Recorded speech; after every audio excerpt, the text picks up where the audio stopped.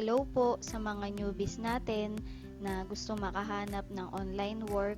Welcome po sa ating YouTube channel na Online Quick Tips. Last time, in-explain po natin kung ano po yung mga trabaho na pwede nating pasukin dito sa Upwork.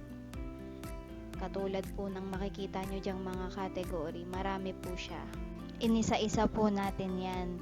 Kung hindi nyo pa po napapanood, pwede nyo pong panoorin dito sa ating YouTube channel o kaya naman i-check nyo po yung description below. Makikita nyo po dyan yung link. Malalaman nyo po doon kung ano nga po yung nababagay sa inyong trabaho o kung ano nga po yung skills nyo na gusto nyong maging trabaho na ma-enjoy nyo po. Gusto ko lang pong idagdag na marami pong mga business, malalaking business yan, ang nagtatrust kay Upwork. Kaya talagang legit po to. May mga client po na mga big companies at meron din pong small businesses na yung mga startup pa lang, kaya yung mga client sa ibang bansa, mas pinipili nga nila yung freelancer dito sa mga bansang katulad natin na mas mababa po yung rate para makatipid po sila. Gusto ko lang pong ulitin na ang pagre-register po sa Upwork, free lang po siya pag basic. Pero pwede rin naman po natin siyang i-upgrade. Depende po sa inyo yan. Nakalagay naman po kung ano po yung advantage kung mag-a-upgrade po tayo. Pwede nyo rin pong basahin yung mga details po na nakalagay po dyan kung mas gusto nyo pa pong malaman. Sa ngayon naman po, ipapaliwanag ko naman po kung ano po yung makikita natin under po ng tab ng Find Work. So, dito po makikita yung My Feed. Dito po sa baba yung mga job posts na pwede nating applyan. Yan. Meron pong mga categories na pwede nating piliin kung ano po yung gusto nating applyan. Pwede po nating i-save. Ganun din, makikita dito, halimbawa, yung about sa data entry. Yan. Makikita rin kung payment verified ba yung client na nagbabayad po ba siya direct to the bank. Kaya hindi po tayo mai-scam dito. Makikita rin yung location nila. Yan. Kung ilan na rin yung na-spend nila. Yan. Or ilan na yung nabayad nila sa mga employee nila. Yan. Saka dito rin makikita yung visibility natin sa right side, public, more than 30 hours per week. Yan. Depende pa rin po sa inyo yan kung gusto nyo lang po ng part-time. Yung proposals, dito rin po makikita pag clinic po natin yan. Yung active candidacy, yung in-applyan natin or interview, dyan po lahat makikita yung connects natin. May 20 free connects po kapag bagong gawa po yung Upwork. At dito rin po, makikita po natin, example, pag inopen natin tong job post na to, makikita nyo po yung mas detailed pa. Halimbawa, ayan, kung ano po yung description niya sa job, kung ilan yung hours na need niya, kung full-time, nakalagay po dito, hourly, 30 hours per week. Entry level lang po yung hinahanap niya.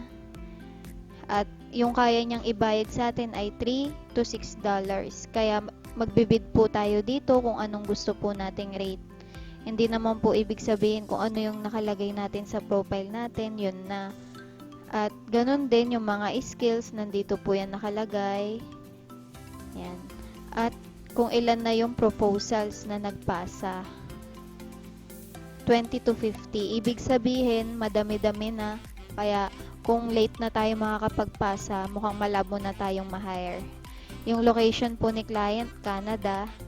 At yung reviews sa kanya or feedback ng mga previous employee niya, yan, 4.91.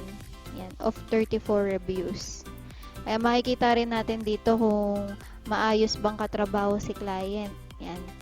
Makikita rin dito yung kung ilan na yung average hourly rate na naibayad niya, kung ilan na yung total spent. Yan, kung ilan yung jobs na na-post niya. Yun po yung kagandahan po sa Upwork. Ito po sa baba, yung mga jobs in progress. Yan. Yung sa baba po na may mga star, ayan po yung na-end na po yung contract. Kaya nakapag-feedback na sila. Other open jobs by client. Ito po yun. Yan. Meron ding similar jobs on Upwork. Yan. Bali, dito po sa Upwork, katulad ng nabanggit ko kanina, merong full-time, merong part-time. Ganun din, merong hourly, meron ding fixed rate. Mas i-explain ko pa po sa inyo yon sa mga susunod po na video. Yan. Ganun din kung paano po gumawa ng magandang proposal. Katulad ng nakita nyo, ang dami na pong nagpasa ng proposal. Tignan din po natin. Halimbawa ito, image editing, retouching. Ayan. Makikita po natin yung sample na fixed price. Kung ilan po yung i-edit nyo, nilalagay po yan sa description, kaya babasahin nyo pong maigi. Yan. Mag-open pa tayo ng isa pang sample. Halimbawa, ito. Urgent designer needed. Ayan. Yan. Katulad po nito, makikita na meron na siyang na-hire.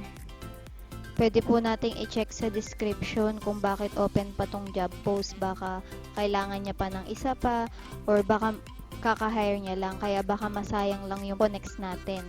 Kaya maganda i-check nyo rin po ng maigi. Yan.